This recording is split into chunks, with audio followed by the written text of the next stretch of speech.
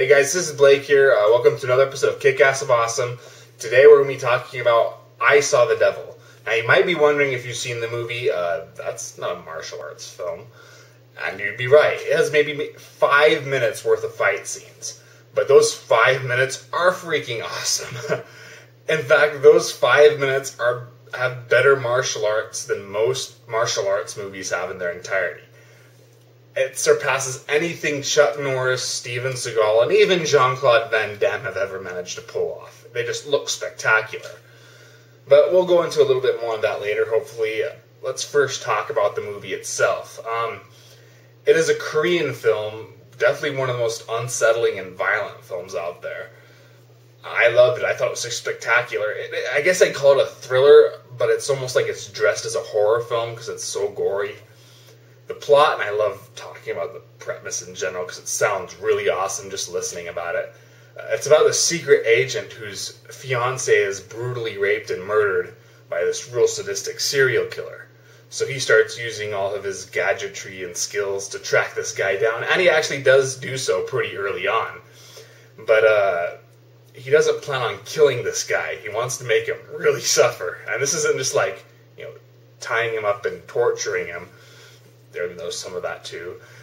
He starts playing this real bizarre cat and mouse game with him, where it seems like he's going to let him go, and he seems to be keeping him alive, keeping him healthy, giving him money so he can pay for his doctor bills. But then as soon as the guy starts doing, trying to kill somebody else, he tracks him down and beats the crap out of him. And it doesn't really make a whole lot of sense. There's definitely a lot of holes in his logic there. But the actor really sells it. The secret agent guy, in some ways, is more terrifying than the serial killer. And it's just great watching those two interact with each other. The film was directed by, I can't remember any of these guys' names, I'm sorry, but he directed A Tale of Two Sisters, which is pretty much like Korea's response to The Ring. So it's that, just like most of those J-horror type films. But it is really creepy. I think definitely one of the better ones. He also did more recently The Good, the Bad, and the Weird, which is like a Western, an obvious homage to the films of Sergio Leone. It was good. It was a lot of fun, a lot of energy, some great cinematography, lots of action. But honestly, I didn't think it was great, and I think the problem with that film was that it just kept too much homages to The Good, the Bad, and the Ugly, which I think is one of the best Westerns ever made. So it just kept reminding me of that film, which you never want to do. This is why I hate homages in both, or too many homages in both films and reviewers, and that's why it gets on my case, because if you start reminding me of these better films, I'm just going to be thinking about how it would be much better to watch these better films. Sort of like Doomsday, if you've seen it. It was directed by Neil Marshall. That was just all homages of better films. But it was still fun, The Good, the Bad, and the Weird. But this one I think is definitely his best movie. The main guy who plays the secret agent, he's probably mostly known for being the bad Asian guy in the G.I. Joe movie. He seems like such a pretty boy, but like I said, he's so intense, and he becomes pretty scary, and he lets subtle facial expressions really tell what his character is thinking or feeling. But even though he goes pretty far at times, even allowing a girl to be kind of raped just so he can get revenge on this guy, you always feel for him. And by the end of the movie, I just felt so sorry for the guy. And, you root for him to really put this guy through hell. The killer is played by the main guy from Old Boy. Now, Old Boy I'm not as in love with as everybody else seems to be. It's a good movie, but I wouldn't call it great. I wouldn't even call it one of the best Korean films. So that same director did a much better movie called Sympathy for Mr. Vengeance. I don't know if I'm pronouncing that title right. But it was, I thought that was much better than Old Boy. But he's pretty freaky here, too. Just total animalistic. You completely hate the guy. Yet the actor has so much charisma. You can't take your eyes off him. He's one of those guys you really love to hate. And when they're in the same room together, it's just like the intensity flies. Now let's talk about a little bit what everybody talks about this movie for. And that's the violence. Believe it or not, even though I'm a huge fan of slasher films, of exploitation films, I usually don't like this kind of exploitation. For example, I'm not really that big of a fan of Cannibal Holocaust. It is, I think, a well-made movie, but for that kind of movie anyway.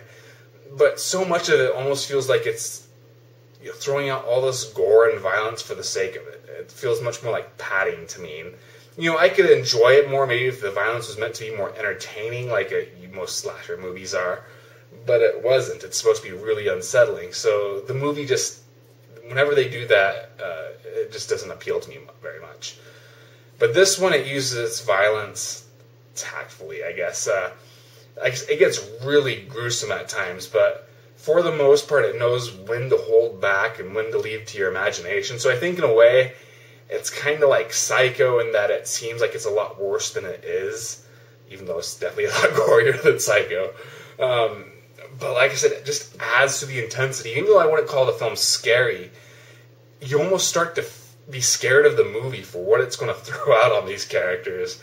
Some of the violence really caught me off guard, and sometimes it's even kind of funny too. Like one guy gets stabbed through the hand with a screwdriver, and he actually pulls the screwdriver, or tries pulling the screwdriver out, but he only pulls out the handle instead. So he's like, "Oh shit!"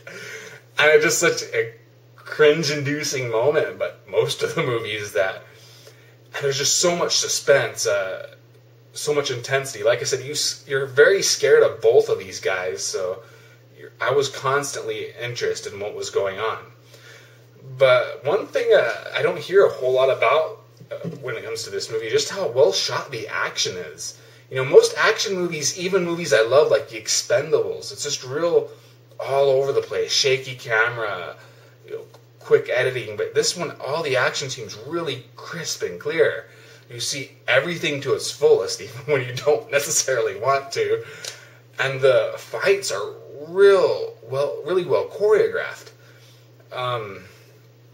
Part of it is just how the actors sell it, but when the two main characters clash, it seems realistic but also stylized, like Tony Jaa's fight scenes tend to be.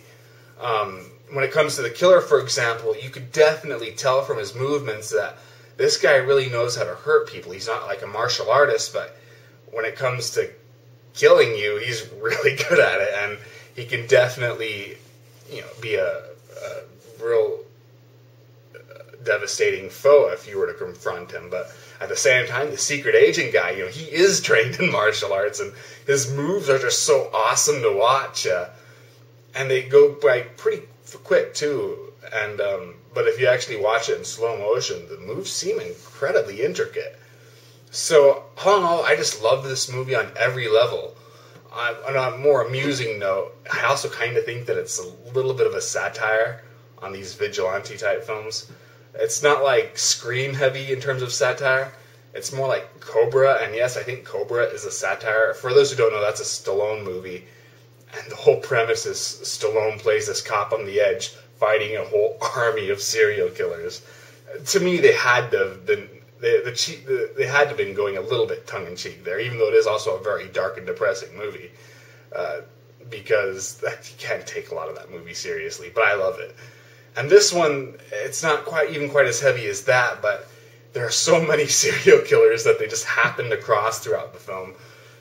That once again, if you're not going to see it as a satire at some point, you're going to think it's really stupid. But I just thought it made it more entertaining. And they even have one line where they say, revenge is for movies. But all in all, I'd say it's a great film. Watch it if you love intense thrillers, gore fest films, and even if you just want to see some awesome fight scenes, as short as these are.